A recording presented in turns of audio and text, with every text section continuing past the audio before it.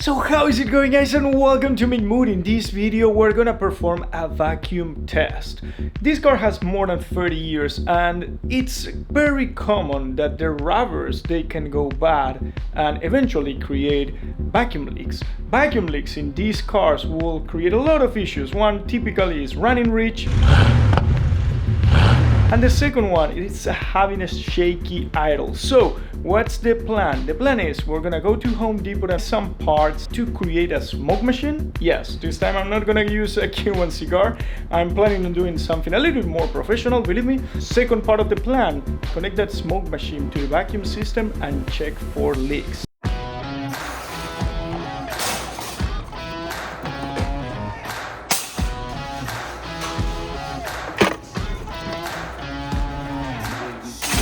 Please scan your items. Excellent.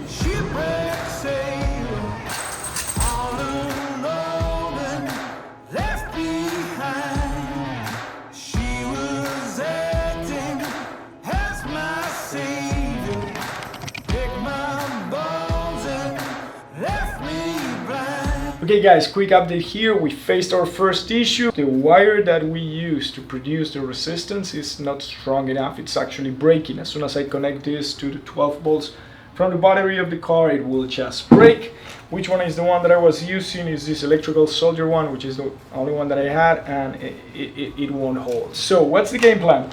Game plan is we already got a new wire. I was reading that this one will hold. So basically I'm gonna remove the old, I'm gonna put the new in, and we're gonna test again. Let's see how it goes. Okay guys, we're ready for take two. Look at this. We already replaced the resistance cable. This is looking nice and beautiful. We have this, jack adapter. It's gonna make it easier to connect it. And how we're gonna plug it? Well, I bought this cable that basically attaches to the battery. The battery is in the back, and then interesting, it has a fuse. So if there's any short circuit there, we're not gonna burn the entire system of the car. So safety first. Then we're gonna use this connector, and then it's going to connect like this, and boom, hopefully we'll have the smoke that we're looking for. Let's connect this. Yes. So we just created our own smoke machine,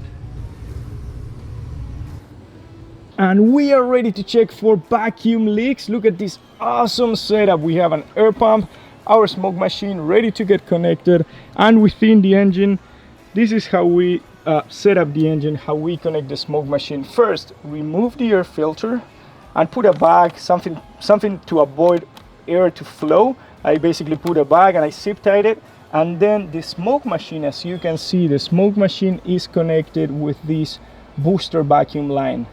And that's it. Let's see how it goes. Oh man, that's not working. Let's cover again the air plate and also that breather hose. Let's try again.